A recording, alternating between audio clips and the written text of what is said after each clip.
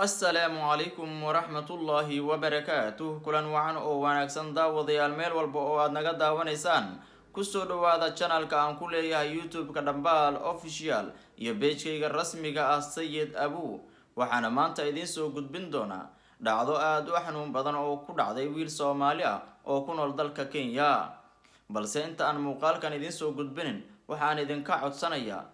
YouTube-ka inaad subscribe saartaan page-kana like dhahdaan mahadsanidin iso aad u xanuun badan ayaa waxaa ku dhacday wiil Soomaali ah oo ku nool dalka Kenya waxa uu xiriir jacayl ah kala dhaxeeyay gabar balse nasiib daro gabadha jacayl been ah ay la jileysay muddo 3 sano ah Maahir waa wiil dhalinyaro ah waxa uu ku nool yahay magaalada Nairobi gaar ahaan xaafadda Soomaalida degta ee Islii waxa uu nasiib u yeeshay in uu fursad u helo barnaamijka la magac baxay Tijaabi Jacaylkaaga in uu daacad ku yahay oo ka baxa channelka Ridwan Isaaq oo ah wiil YouTuber ah haddaba Maahir saaxiibtiisa waxa uu kala kulmay iyo sida uu uga falceliyay bal ila daawada I'm so happy wax kale ma dhigi karo 100% 90% inay daacad ku noqon doonto waa filaya inay daacad yahay doonta isku kalsoonahay okay dhima lahan numberkeeda wacaya waxaan leeyahay jecelkaaga joog ama nala soo xiriiray magaciisa sheegan leenahay waxa laga rabaa inay dhahdo Maahir magaca kale ma jirto ma Maahir Allah ma kale ma jiro ayada magaceeda waxa waay ayada Natasha okay dhima lahan I think very confident that dad badan cabsadaan adiga isku kalsoontaa malena ayub kalsoonidan inay kugu fadhiisana rajayna insha Allah haday u fariistana dabcan nina oo waxa ya min raga oo okay dhibala waxa la jiray waxaan ku dileelin waa way ku adkeenan ma la jiray that's why na hor was okay good job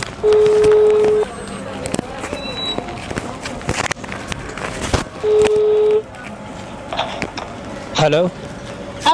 السلام عليكم. عليكم السلام. سيته. يعني. خير الحمد لله. يلا هلا يا. ايه. ناتاشا.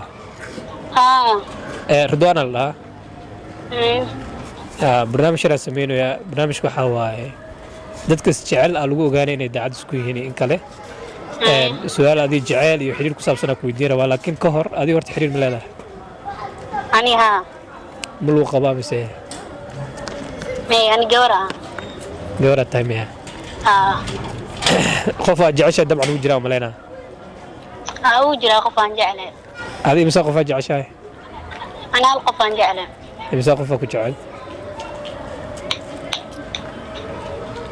صدونا جعله او شو كان سيئه سدح افر لبو ما القفا جعله جرته adiga jecelkaaga aad jeceshahay aad daacad u tahay laga rabaa inaad magaciisa loo sheegtid adoo raali ah Abdiftaax alla Abdiftaax Abdiftaax ma jeceshahay Abdiftaax aan jeclahay qof kale ma jira Abdiftaax ma qof kale ma jiro Abdiftaax Maahir okay maxaa qof kale ma jira ma ku cishin kartaa Abdiftaax qof yar jire qof kale ma jira Abdiftaax aan jeclahay maxaan hal qof aan jeclahay okay dhima lahan Abdiftaax ay la joogo ma la hadli kartaa Abdiftaax hay la hadli halo